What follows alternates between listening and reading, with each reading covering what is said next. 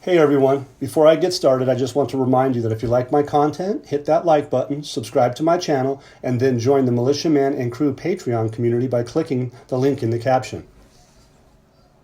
Hey, good evening everybody. Welcome to Militiaman and Crew. We're going to get started on a wonderful little evening. Probably kind of fast and furious, like the last couple of days, because there's been good information, of course, but there's also been a refinement. Everybody's pretty much excited, and we're waiting to see how everything turns out. But we can see that with what we're going to show is that collectively everybody is still moving in on Iraq to go international.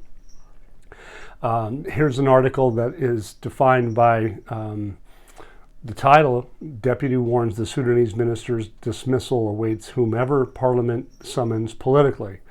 Well, what's this about? It says the House of Representatives must have a major supervisory role over the minister so that inactivity does not afflict members of Parliament, stressing that the parliamentarian's work duration must exceed at least 20 hours. So in other words, do your job. And stressing that the Sunni ministers in Muhammad's Shia Al-Sudani's government are Shiites, and the Sudanese include the good and the bad. Right? Okay, so basically what they're saying here is that the cameras are trained onto the ministers and in the parliament, and they're in focus. That's the key here. No different than what they're trying to do with the corruption and or the people on the streets. They want to get things organized. They want to have continuity. Just like the cameras on the streets, they're going to be going after people that are doing illegal behaviors, driving their cars, all that stuff. It's probably important. Chaos needs to be reined in, and I think that's what they're doing. And they're even doing it at a level from the lowest end to the street to the top in the parliament. So it's an interesting concept, but it probably will suggest that it's going to work. It says the government of Muhammad Shia Al-Sudani is working 24 hours a day and with sincere seriousness to fight corruption and the corrupt and suppress them from the government to form a reform government. It's important, and they're working for that. So it's good. And so the next article what we have tonight is the delegation from the Kurdistan government visits Baghdad with 3 files in hand. So the Kurds decided to come to Baghdad. It says, this was yesterday. They mentioned that they were on their way today. Today is Monday. So a delegation headed by the Minister of Finance in the regional government. His name is Awad Sheikh Janab. Will visit Baghdad and meet with the President of the Federal Court, Jazim Al-Amiri, and the Ministry of Finance, Taif Sami. Look, the court has made decisions to have things done. And so that we're seeing that this is happening. They're in the process of getting things organized and who's on board. Are you doing what you're supposed to do? Having acknowledgement. We've put this out 2 weeks ago. Where are you on this aspect? The salaries, for instance, the non-oil revenues, for instance, the oil and gas, another instance. So anyway, it says a number of regions, departments went on strike today, which was yesterday, due to the delay in dispersing employees' salaries. So that's what the federal court is all about. The federal court, they're going to make sure that everything is done up to snuff. That's their job, to follow up. No different than Al-Sudani's, his team, his MCOE, the Ministerial Council of Economics, his COM, Council of Ministers, and no different than the HOR. They should be having accountability, and the judiciary, it looks like it's holding them to it.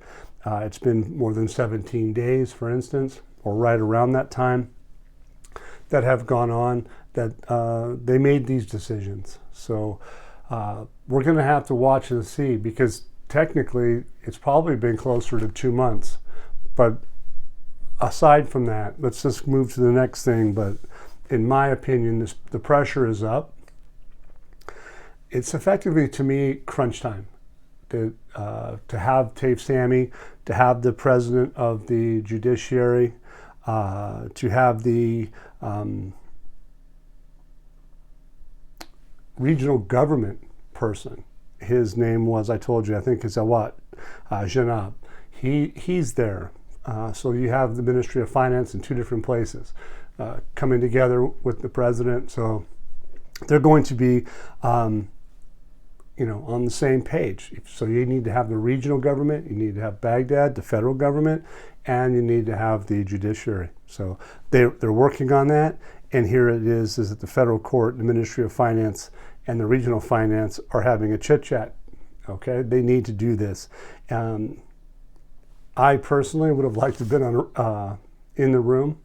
I mean, who wouldn't want to be a fly on the wall with what we expect to have outcome and to come out of that? It's pretty big. The Prime Minister chairs a meeting of budget schedules and confirms interest in projects that are nearing completion.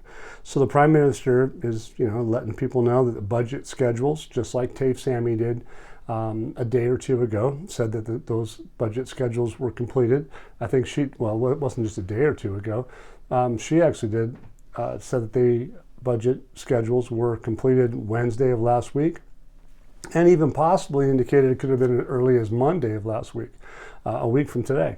But regardless, Wednesday to today, they have the interest of getting this sorted out, and that the completion of those schedules, those texts, and those things were completed, and they were supposedly to be in the corridors, they said, of the COM. And their next move would be to go to the HOR. All right. Prime Minister points out there's a need to focus attention on projects that are nearing completion. We all know that they have a massive amount of projects that they're dealing with that are from previous years to present, and they're going to keep moving forward on that. And that's where these issues and these decisions from the court are really kind of important, because they tap into those non-oil revenues, the oil, gas. They tap into paying salaries. They talk about all that stuff. So it's really kind of a big time. It's all converging right now. It says the need to focus attention on projects that are nearing completion, projects that drive the economic cycle and support infrastructure. We all know what that's about. You can't just build highways without having sewage and all that kind of stuff. You got to have all the electricity. You have to have it all interlinking, especially those related to aspects of economic reform. So not only that, you got to have economic circumstances, banking, financial institutions, all of that stuff in place. Investment, you got to have the investment for who? People to come in and do the construction of that infrastructure in the fields of what? Transport, health, municipal services. You have to have health and welfare, of all things. I mean, you got to have all those things. And according to them, that they're going to include the agricultural side of things and industrial programs. So when you collectively bring all that together, you go, wow, that's going to be a big project, or a lot of projects, and it's going to take a lot of money to do so. And to try to pull that off with 1,310 US or dinar to the US dollar, they can't afford it. They're not going to do that. We're waiting for them to, again, expose their 23, 24, 25 budget. And they talk a little bit about that 23, saying that they have actually done it. Well, we all know they did it. We know that since June of last year. So anyway, the importance of selecting these high priority projects as far as allocations and which provincial councils they'll use, making the local targets of the provinces and states of integration, big word. They think they use that with the WTO quite frequently, World Bank, Bank of International Settlements. They're all IMF, are real pretty big on integration with the country of Iraq and others, as you're going to find out. There's many still on that others list from the WTO as far as accession is concerned. And we haven't seen a lot about that lately. We do know that there was an informal meeting with the Council Market Access Committee today. Informal. Okay, they have another one coming up on the 26th. Does it have anything to do with us, with Iraq? It could. Those are about procedures. It's about money. It's about pricing. And it's like they talked about today, wheat and bridges. Kind of silly, but they did talk about some of that stuff.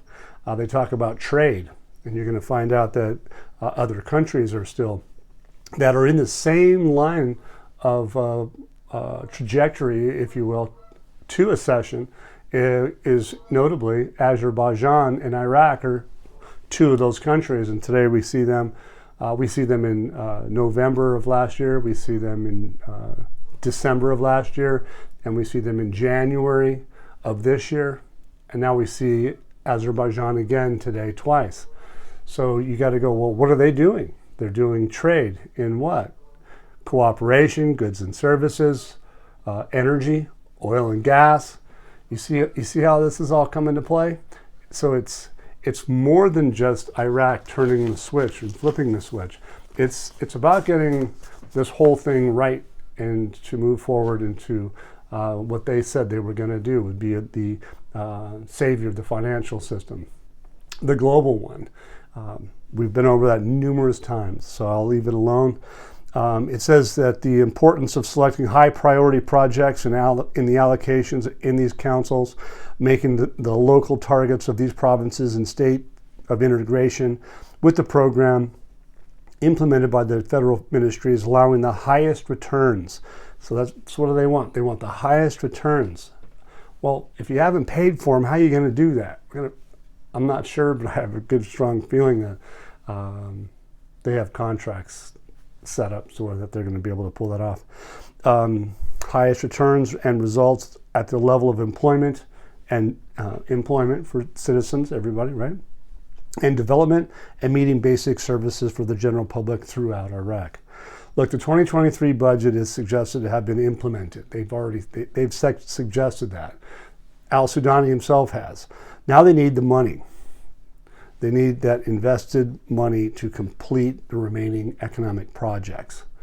The lineup of projects are definitely ones that need attention now. They want the most important ones, and that's what they're going to do. They need to look at the bigger picture, engineers-wise, professionals. Hey, what do we need to do first to make this work, and how do we interlink it? And that is a massive, complex process. Building a country, rebuilding a country is important to get it right, especially at a time where reconstruction is part of that.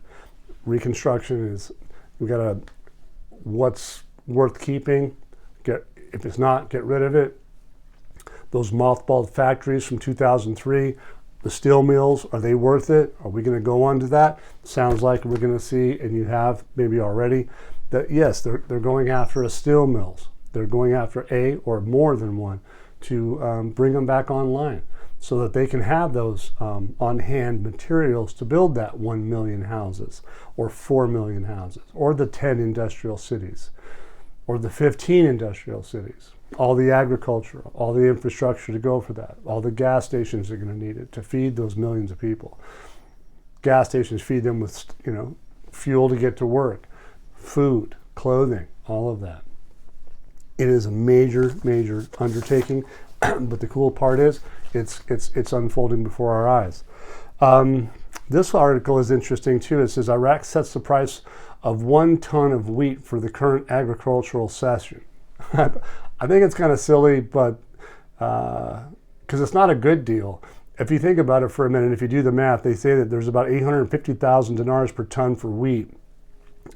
I'm not a very good math man, but I'll tell you what, if you do the math, if basic math is your forte, do it and look up what a ton of wheat costs today in the open market. It's about 250 to 300 bucks. That's what a quick Google search. Could be inaccurate, but check it out. Here, 850,000 dinars is worth probably a little more like 600, 650. Okay, so why would you be paying 2.6 times the amount of money, or 2.5 times the amount of money for wheat? Why would the government do that? I'm not really sure. But the bottom line is that they do say that they're going to go back and try to get to a reality, to global market prices. They're talking about doing it maybe one time.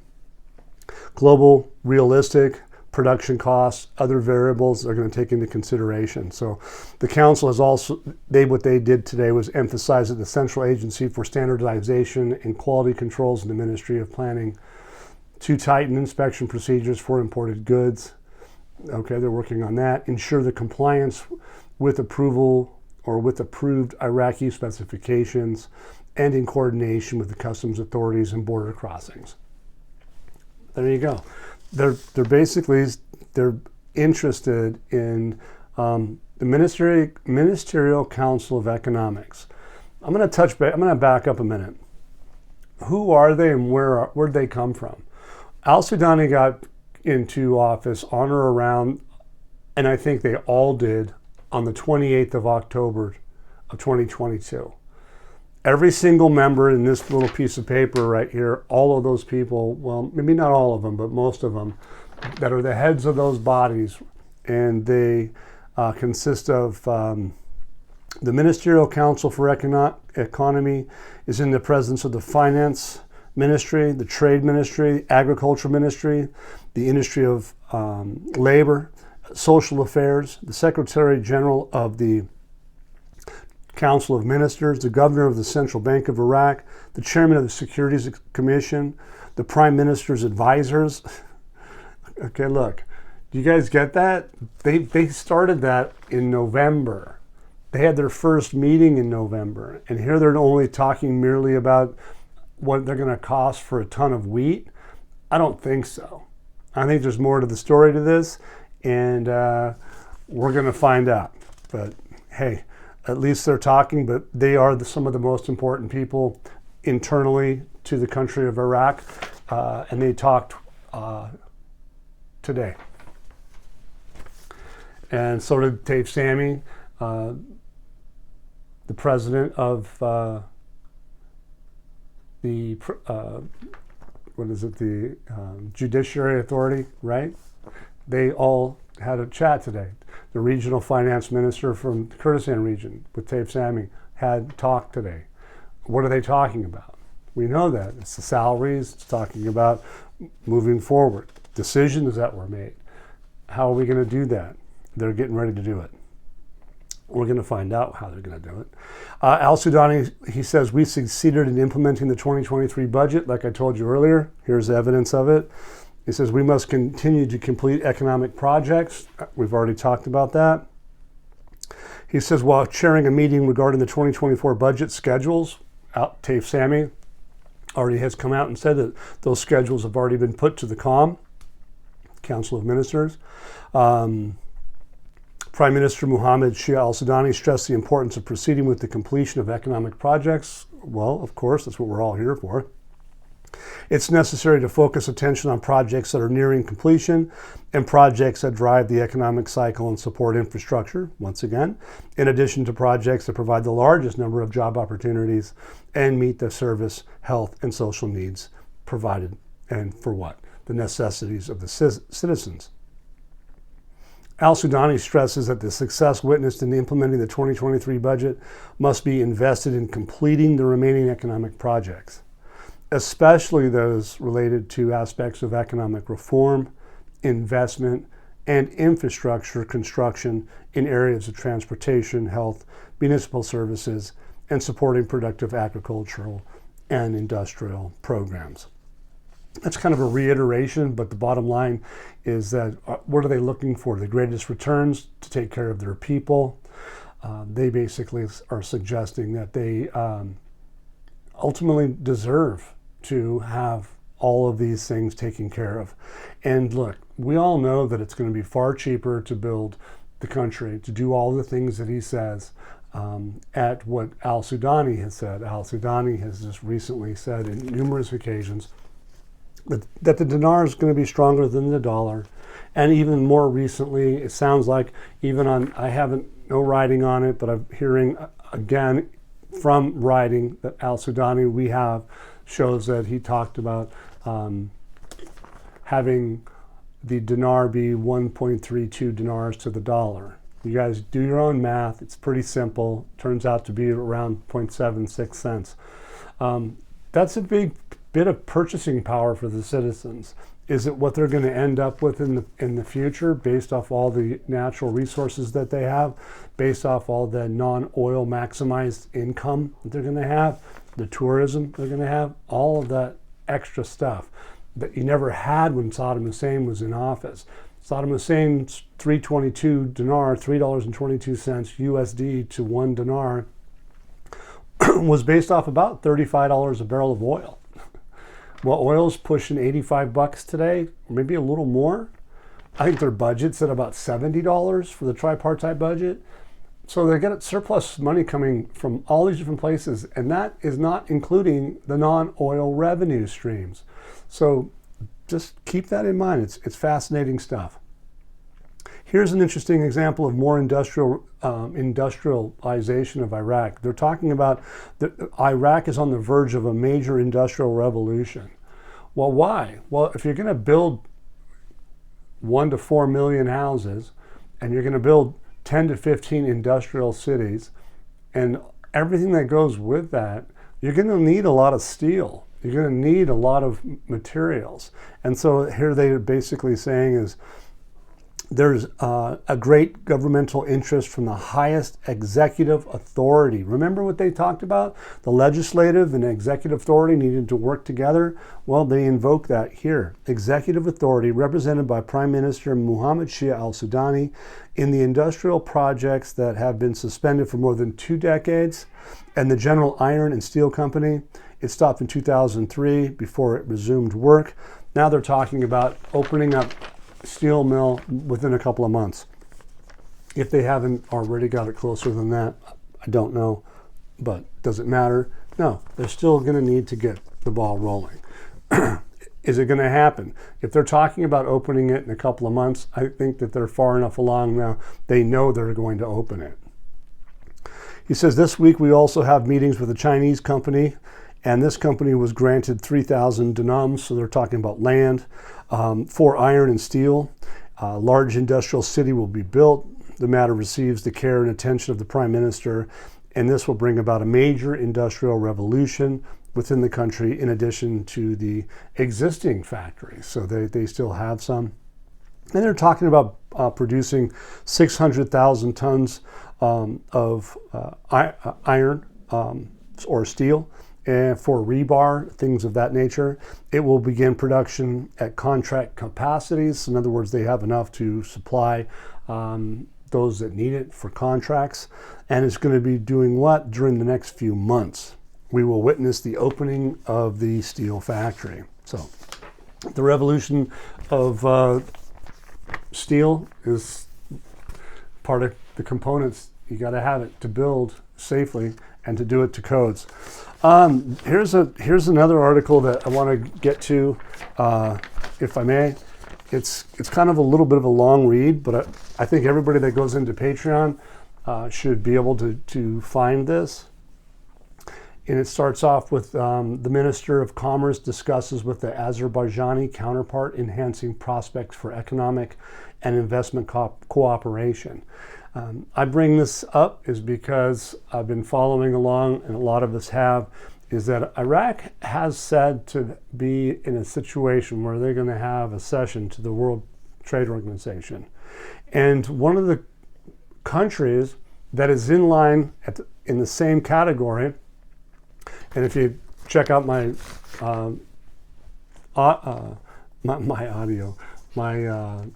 post today, just a few hours ago, if that, show that there's some links in there that can make it quite clear that Iraq is in a position considered other as a session, and just as Azerbaijan and a few other countries. I think there's probably 5, maybe 6.